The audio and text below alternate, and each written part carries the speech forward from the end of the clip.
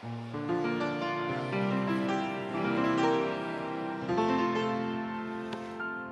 morning, warriors. How are you?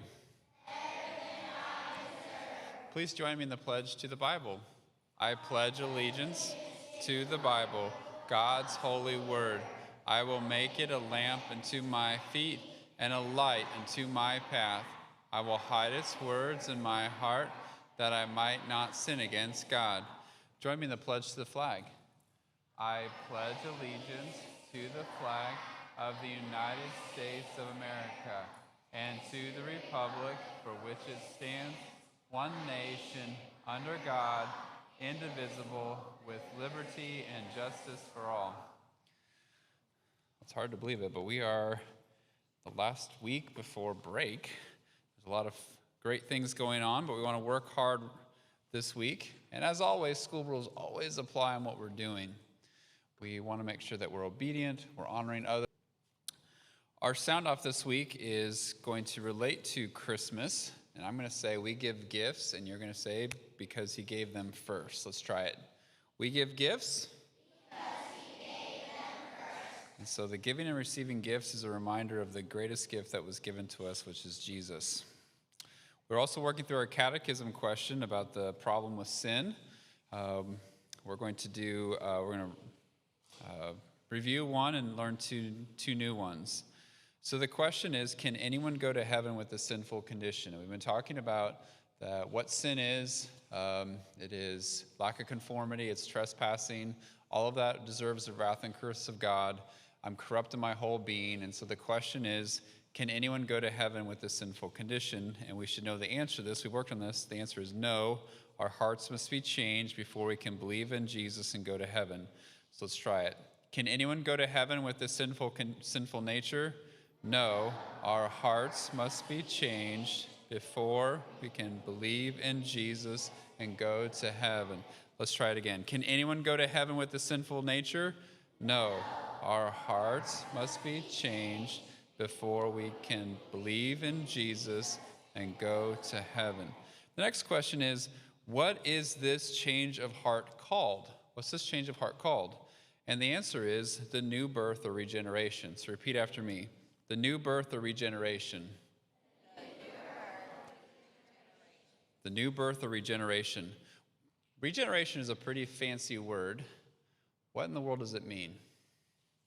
Let's first break it down a little bit, and all you Latin scholars can help me with this. There's a prefix re, re. What does that mean? Whenever we talk about repeat or regeneration, what does re mean?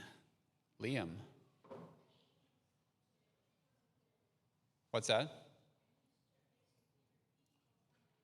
Yeah, do something again. Good job. Liam, the Latin scholar. So regeneration means to regenerate something or to bring something new again. So our heart with sin is dead in sin, and the only way that we can bring it back to life is with something outside of ourselves doing that. And the next question is, who can change a sinner's heart? So our heart is dead in sin. We need a new birth. We need regeneration. We need to be alive again. Who can do this? And the answer is the Holy Spirit alone. So repeat after me. The Holy Spirit alone. The Holy Spirit alone. So can anyone go to heaven? No. Our hearts need to be changed. What's the change of heart called? The new birth or regeneration. Who can change a sinner's heart? The Holy Spirit alone. So something outside of ourselves has to take our dead heart and make it alive again. And that is really the truth of the gospel. This week we're going to talk about the Christmas story a little bit, but we're going to do it in context to the hymn that we're singing. Sometimes we sing these beautiful hymns, there's a lot of words, and we don't quite understand what the hymn writers are trying to get the point. So the first verse of our Angels from the Realm of Glory is this. Angels from the realm of glory, wing your flight o'er all the earth. Ye who sang creation's story, now proclaim Messiah's birth. The hymn writer is going to walk us through a progression of characters, starting first with angels, and then going to shepherds, and then to sages, or the wise men, and going to saints, And you can see where the hymn writer's taking us. Angels all the way down to us, and walking us through what our response should be in regards to the birth of Christ. Starts with angels, and angels are a wonderful example of people who perfectly obey what they're supposed to do. They are a great example of what obedience is. Is there ever an example of an angel disobeying God? No. When the angels are told, go to the shepherds, they go to the shepherds. When the angels are say, go talk to this person, they go talk to this person. And they do it with perfect obedience. The angels are a wonderful example of what it looks like to be perfectly obedient to your Lord and Master. The beauty of this hymn is this, though. It's saying that angels sang creation story. What does that mean? Angels sang creation story.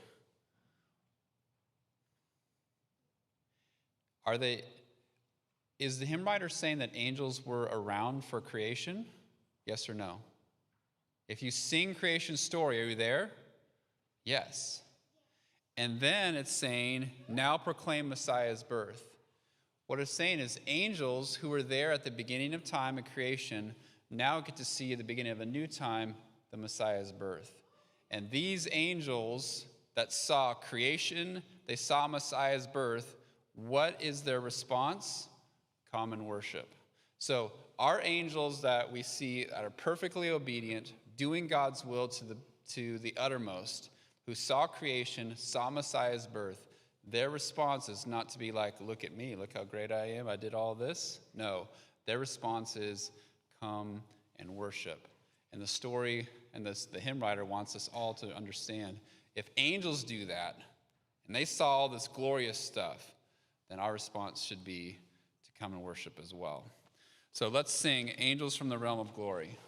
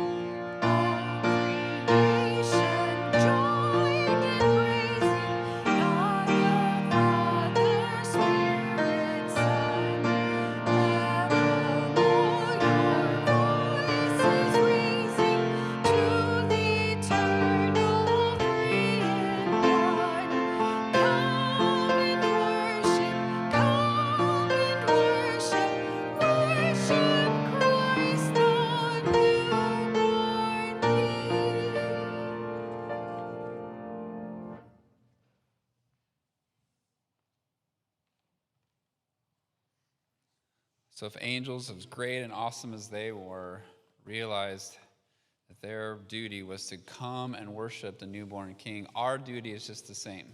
The way that we worship the Lord is through obedience, through honoring others, loving God and loving our neighbors, the way that we worship him each and every day. So let's do that this week, starting with today. The Lord be with you.